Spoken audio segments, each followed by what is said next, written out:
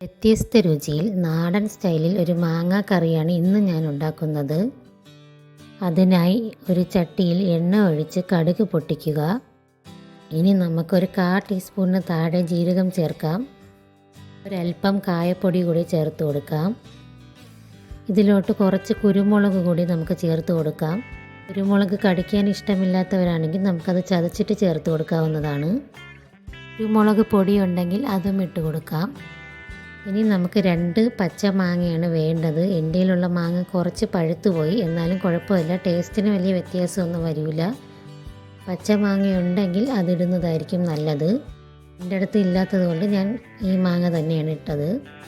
ഇനി ഇതെല്ലാം ജസ്റ്റ് ഒന്ന് നമുക്ക് വഴറ്റിയെടുക്കാം. നന്നായി വഴറ്റി വരണമെന്നില്ല, നമുക്കിത് കുക്ക് ചെയ്തെടുക്കാനുള്ളതാണ്. അതുകൊണ്ട് കുറച്ചൊന്ന് വഴറ്റിയതിന് ശേഷം പൊടികൾ ഇട്ട് കൊടുക്കാം.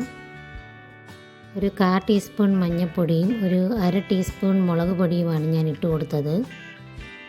കാശ്മീരി മുളക് പൊടിയാണെങ്കിൽ നമുക്ക് 1 ടീസ്പൂണൊക്കെ ചേർത്ത് കൊടുക്കാം.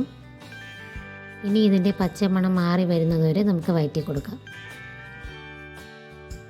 ഈ മാങ്ങയൊക്കെ മുങ്ങിക്കിടക്കുന്ന രീതിയിൽ വെള്ളം ചേർത്ത് കൊടുക്കാം.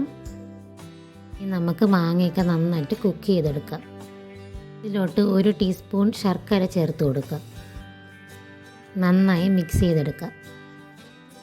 ഈ റെസിപ്പി എനിക്കൊരു യൂട്യൂബ് ചാനലിൽ നിന്നാണ് കിട്ടിയത്. അന്നയുടെ അടുക്കള എന്ന് പറഞ്ഞൊരു യൂട്യൂബ് ചാനലിൽ നിന്നാണ് എനിക്ക് കിട്ടിയത്. ആ ചാനലിൽ കേരള സ്റ്റൈലിൽ നാടൻ റെസിപ്പീസൊക്കെ ഇടാറുണ്ട്. ആ ചാനലിൽ ഈ മാങ്ങാക്കറിയുടെ വീഡിയോ കണ്ടപ്പോൾ എനിക്ക് നല്ല ടെംപ്റ്റിംഗ് ആയിട്ട് തോന്നി. അങ്ങനെയാണ് ഞാൻ ഉണ്ടാക്കി നോക്കിയത്. ഉണ്ടാക്കിയപ്പോൾ എനിക്ക് നല്ല രീതിയിൽ ഇഷ്ടപ്പെട്ടു.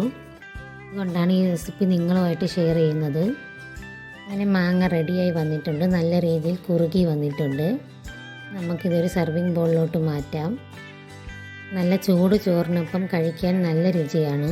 ഇതിൻ്റെ ടേസ്റ്റ് എന്ന് പറഞ്ഞത് മധുരവും എരിവും പുളിയും ഒക്കെ ചേർന്നൊരു ടേസ്റ്റാണ്.